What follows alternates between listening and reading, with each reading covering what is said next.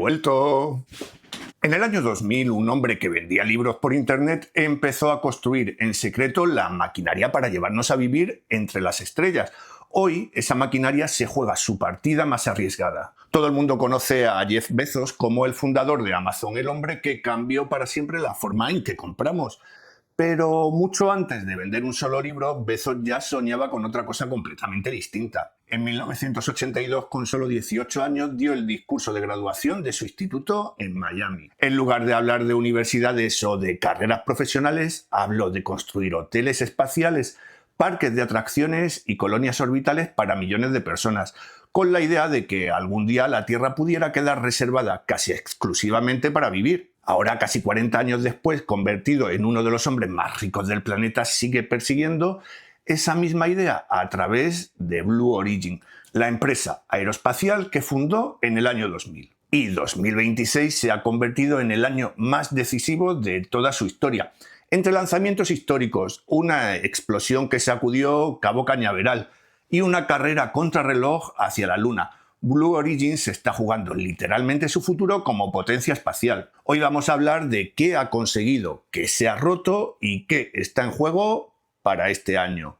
Blue Origin nació el año 2000 en el más absoluto de los secretos. Jeff Bezos no montó una startup con ruedas de prensa y titulares, construyó literalmente un laboratorio hermético de pruebas de despegue y aterrizaje vertical en un rincón de Texas. Su lema, grabado en el escudo de la compañía, resume su filosofía: Gradatim ferociter, paso a paso, ferozmente. Mientras SpaceX apostaba desde el principio por grandes titulares y una carrera abierta hacia Marte, Blue Origin optaba por el silencio, la paciencia y una visión completamente distinta del futuro humano en el espacio. Y aquí está la gran diferencia filosófica entre ambas empresas. SpaceX suele presentar el espacio como un plan de contingencia, una copia de seguridad de la civilización por si algo sale mal en la Tierra, mientras que Blue Origin se inspira en las ideas del físico Gerard O'Neill, quien en los años 70 imaginó inmensas colonias cilíndricas orbitando nuestro planeta, capaces de albergar a millones de personas. Si te imaginas la estación giratoria de 2001, una odisea del espacio, y la multiplicas en tamaño y población, está muy cerca de la estética de esas ciudades espaciales soñadas por O'Neill. La idea es descargar la Tierra, trasladar la industria pesada y contaminante al espacio y dejar nuestro planeta exclusivamente para vivir. Una visión que Bezos ha explicado en múltiples conferencias y entrevistas posteriores. Ese es, en esencia, el sueño que ya empezaba a asomar en su discurso de graduación de 1982. Y sus primeros pasos fueron modestos. En 2005 construyeron Charon, un vehículo de prueba propulsado por motores de avión todavía sin cohetes, solo para validar el software de navegación y las técnicas de despegue y aterrizaje vertical. Un año después llegó Goddard, el primer vehículo de propulsión química de la compañía, que en su vuelo inicial apenas alcanzó unos 85 metros de altura y regresó al suelo tras unos 25 segundos de vuelo. De ese experimento humilde nacería años más tarde todo el programa New Shepard. Y aquí conviene hablar de otro pilar fundamental de Blue Origin, el propio bolsillo de Bezos. Desde 2017, el fundador ha declarado que vende aproximadamente $1.000 millones en acciones de Amazon cada año para financiar la compañía. Desde entonces ha mantenido ese ritmo de ventas personales mientras la empresa empieza además a abrirse a nuevas rondas de inversión externas de miles de millones, con valoraciones que la sitúan como uno de los actores privados más valiosos del sector espacial. Ninguna otra empresa aeroespacial privada de esta escala ha estado tan directamente respaldada por la fortuna personal de un solo individuo. Y esto es a la vez su mayor fortaleza y su mayor riesgo. Mientras Bezos quiera y pueda pagar la factura, Blue Origin puede permitirse el lujo de ir paso a paso.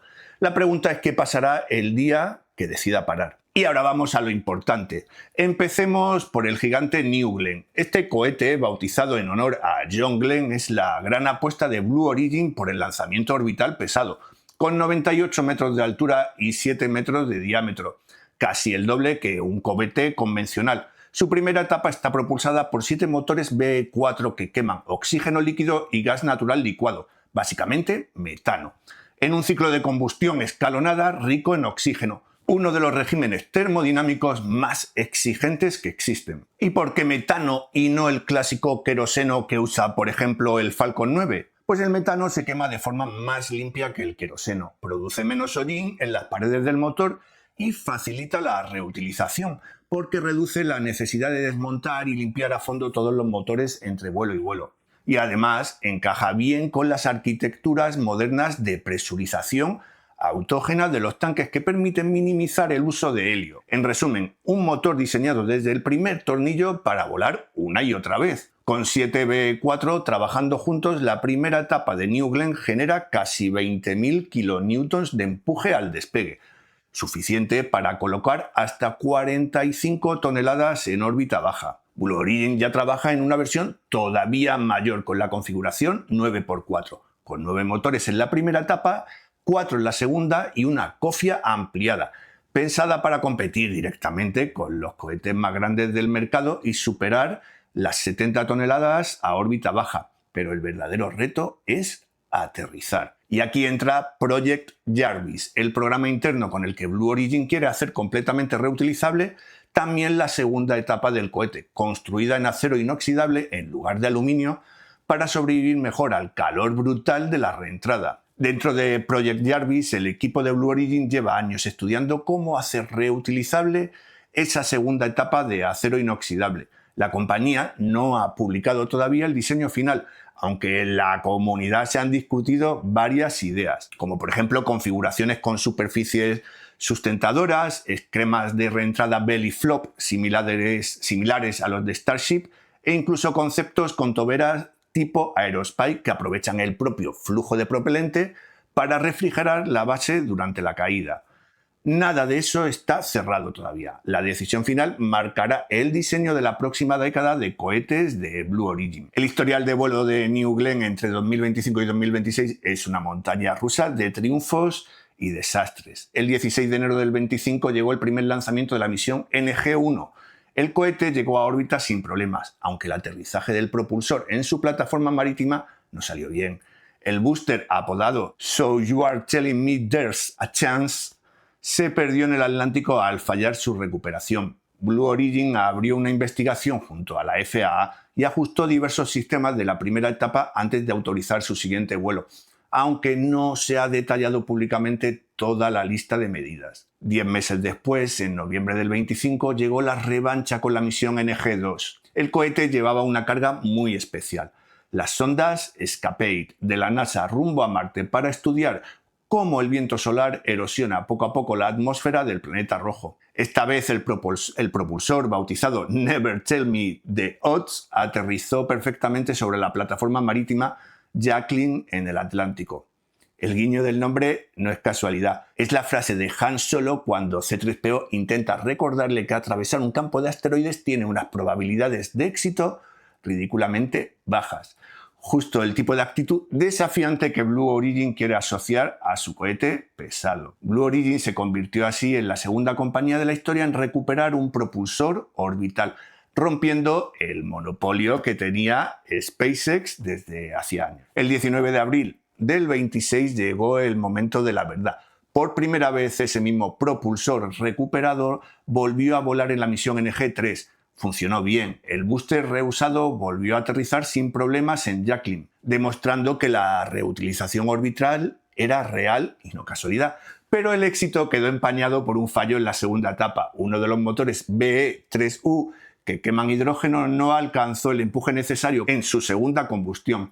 La causa, según la investigación cerrada por la FAA, fue una fuga criogénica que congeló una línea hidráulica del motor, generó un problema de empuje y dejó el satélite Bluebird 7 de AST SpaceMobile en una órbita demasiado baja para poder ser recuperable. La empresa declaró el satélite perdido y decidió deorbitarlo. La FAA aceptó el informe de investigación y confirmó que la causa directa del fallo fue una fuga criogénica que congeló una línea hidráulica y provocó la anomalía de empuje en la segunda etapa. Blue Origin identificó 9 acciones correctivas para evitar que vuelva a ocurrir, que la agencia verificará antes del próximo lanzamiento. Entonces, el 28 de mayo del 26 llegó el golpe más duro.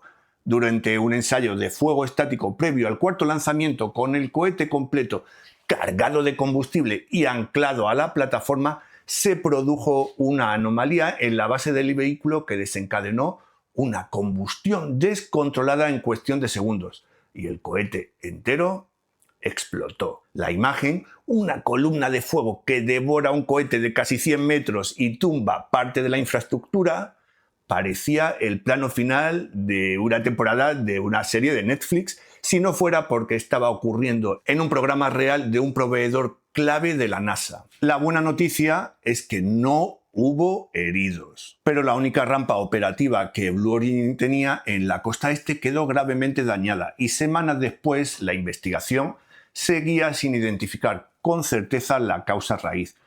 Muchos analistas consideran que fue una de las explosiones más destructivas registradas en una plataforma de lanzamiento estadounidense en décadas. Pero antes de seguir con los gigantes, merece la pena detenerse un momento en el hermano pequeño, New Shepard, el cohete suborbital con el que Blue Origin empezó literalmente a vender billetes al espacio. Su motor, el BE-3PM, quema oxígeno e hidrógeno líquidos y tiene una característica poco habitual. Puede regular su empuje desde unos 110.000 libra-fuerza hasta aproximadamente unos 20.000 libra-fuerza, lo que se traduce en un throttling profundo cercano al 20% del máximo, algo imprescindible para posar la nave suavemente sobre el desierto de Texas en cada vuelo. Pero no siempre salió bien. En septiembre del 22, durante la misión NS-23, una fatiga térmica en la tobera provocó lo que los ingenieros llaman un hot streak, un punto donde el calor perforó literalmente la pared del motor y la cápsula con la carga, por suerte sin tripulación humana, se separó automáticamente y aterrizó a salvo gracias a su motor de escape de emergencia. Blue Origin rediseñó elementos de la cámara de combustión y ajustó el ciclo de operación del motor para reducir las temperaturas en la tobera, y New Shepard volvió a volar sin sobresaltos hasta hoy. Mientras todo esto ocurría con el hermano mayor, ¿qué pasaba con New Shepard en 2026? Pues aquí llega uno de los giros más importantes de todo 2026 y probablemente el menos esperado. El 30 de enero de este año, Blue Origin anunció que pausará los vuelos de New Shepard no por menos de 2 años para redirigir ingenieros, técnicos y presupuesto hacia su programa lunar y la recuperación de New Glenn. El último vuelo con pasajeros, la misión NS-38, había despegado apenas 8 días antes, completando un total de 38 misiones y llevando a 98 personas a la frontera del espacio desde que el programa empezó a operar con turismo suborbital. ¿Y por qué parar justo ahora con el negocio funcionando? Pues la respuesta es una cuestión de prioridades. Blue Origin necesita cada ingeniero, cada técnico y cada dólar disponible para 2 frentes mucho más urgentes: reconstruir New Glenn tras la explosión de mayo y sacar adelante su programa lunar.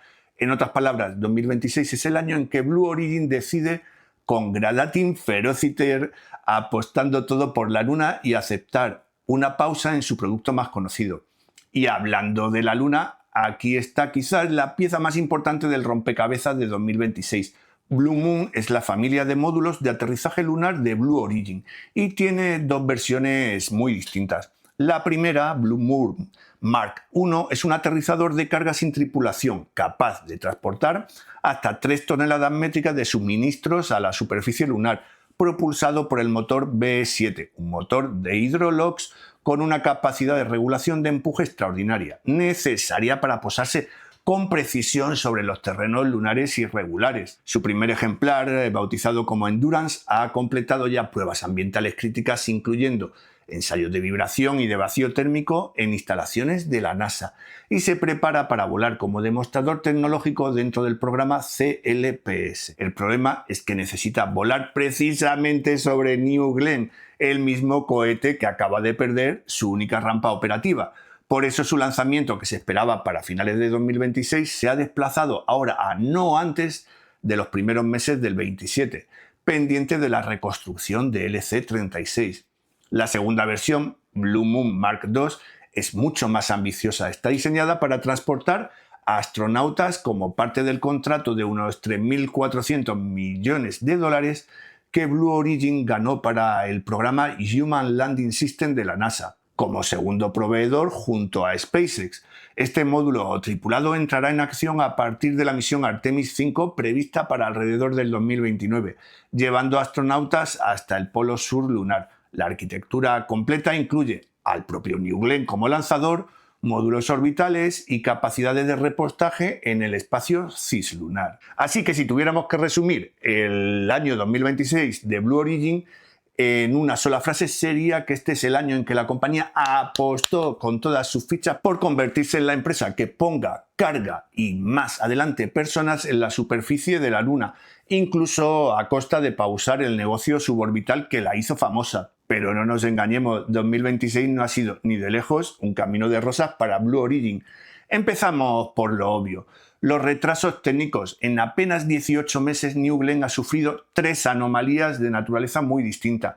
Un fallo de aterrizaje del booster en su debut, una pérdida de satélite por un problema en la segunda etapa y una explosión que destruyó por completo su única plataforma de lanzamiento orbital. Aquí hay un detalle que merece la pena subrayar. En el caso de NG-3, la anomalía no tuvo que ver con la combustión del motor en sí, sino con lo que rodea esa combustión. Los BE4 y los BE3U no han funcionado en general según lo previsto. El problema real estuvo en la gestión de flujos criogénicos y en una línea hidráulica que acabó congelada. Es el tipo de problema que solo se descubre volando una y otra vez hasta acumular experiencia. Y ahí es donde SpaceX es insuperable. En esa experiencia aparece el segundo gran desafío, la comparación inevitable con SpaceX.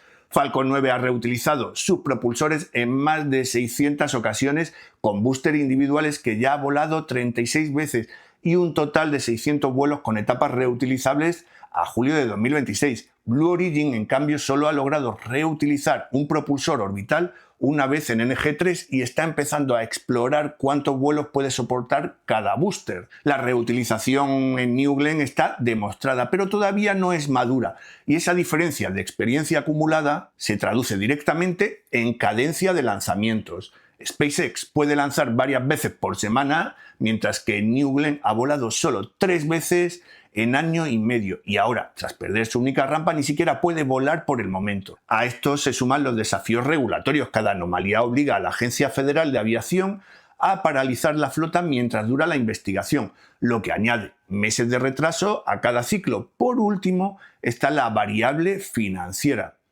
Todo este ecosistema, el rediseño de la rampa, la fabricación acelerada de motores B4, el desarrollo de la segunda etapa reutilizable de Project Jarvis, las estaciones Orbital Reef y los remolcadores Blue Ring cuestan miles de millones de dólares.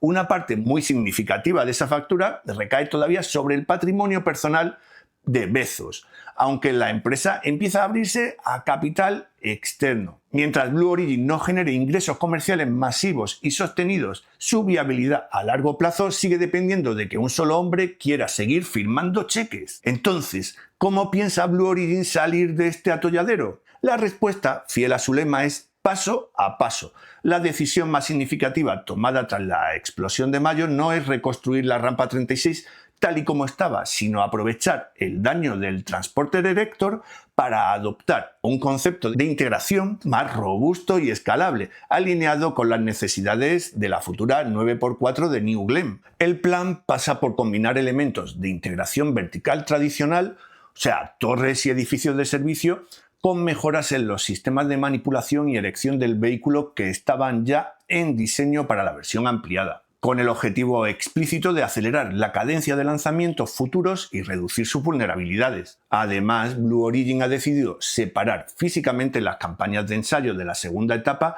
y de sus motores de la rampa operacional, trasladando pruebas de alto riesgo a instalaciones como el Centro Espacial Stennis de la NASA para no volver a arriesgar su única rampa orbital en un fuego estático que salga mal. Es una lección aprendida por las malas, pero bueno, aprendida al fin y al cabo. Por otro lado, la mayor fortaleza de Blue Origin frente a sus competidores sigue estando en su perspectiva a largo plazo. Mientras otras compañías corren para llegar cuanto antes a Marte, Blue Origin continúa construyendo pasito a pasito la infraestructura para que millones de personas puedan vivir y trabajar en el espacio. Estaciones orbitales como Orbital Reef, desarrollada junto a Sierra Space con un volumen habitable inicial comparable al de la Estación Espacial Internacional, concebida explícitamente como un parque empresarial mixto en órbita, algo así como un complejo de oficinas y laboratorios al estilo de Silicon Valley, pero flotando a cientos de kilómetros sobre la Tierra. También están los remolcadores orbitales como Blue Ring, capaces de repartir satélites entre distintas órbitas y ofrecer servicios de movilidad en espacio cislunar. Y por supuesto, toda la infraestructura lunar de Blue Moon. Además, los avances recientes también dan motivos para el optimismo. La NASA ha mantenido su confianza pública en la compañía. El administrador ha destacado que la respuesta de Blue Origin tras la explosión está siendo extraordinaria y ha subrayado que la agencia aporta expertos a la investigación y al rediseño de LC-36. El programa Artemis se apoya ya en 2 proveedores de landers, SpaceX y Blue Origin, y el desarrollo de Blue Moon para Artemis 5 se considera clave para tener redundancia en el acceso tripulado a la superficie lunar a partir de 2029. En la fábrica, la producción de motores BE-4 no se ha detenido ni un segundo. La compañía fabrica aproximadamente un motor por semana y aspira a multiplicar esa cifra en los próximos años para alimentar tanto sus propios cohetes como el Vulcan de ULA. Pero ahora bien, si nos preguntamos qué significa realmente 2026 para Blue Origin, la respuesta no es sencilla. Es al mismo tiempo el año de su explosión más devastadora y el año en que más de 4 décadas después de aquel discurso de graduación, la visión de un adolescente empieza a materializarse en hardware real. Cohetes que aterrizan solos sobre plataformas en medio del océano, sondas camino de Marte y un aterrizador lunar de carga terminado esperando su turno para volar. El camino ha sido y seguirá siendo mucho más lento y mucho más accidentado de lo que a Bezos le gustaría. Si miras la carrera espacial privada como una saga de cine, SpaceX se parece al halcón milenario, rápido, ruidoso y siempre al borde del desastre. Y Blue Origin se parece más a la tortuga que nunca deja de caminar hacia las colonias orbitando la Tierra que O'Neill imaginó y que Orbital Reef intenta convertir en negocio. Si Blue Origin consigue reconstruir su rampa, dominar la reutilización total y posar su primer módulo en la Luna, 2026 no se recordará como el año de la explosión de Cabo Cañaveral. Se recordará como el año en que la tortuga ferozmente decidió correr. ¿Y a ti qué te parece esta apuesta de Bezos? Paso a paso, pero ferozmente, frente a la carrera directa hacia Marte de SpaceX. Cuéntamelo en los comentarios. Te leo. Y ya sabes, si te apasiona la tecnología que está dando forma a nuestro futuro y quieres más vídeos como este, no olvides darle al me gusta. Si puedes, dame tu hype, suscríbete y activa la campanita para no perderte el próximo vídeo. Gracias por acompañarme. Nos vemos.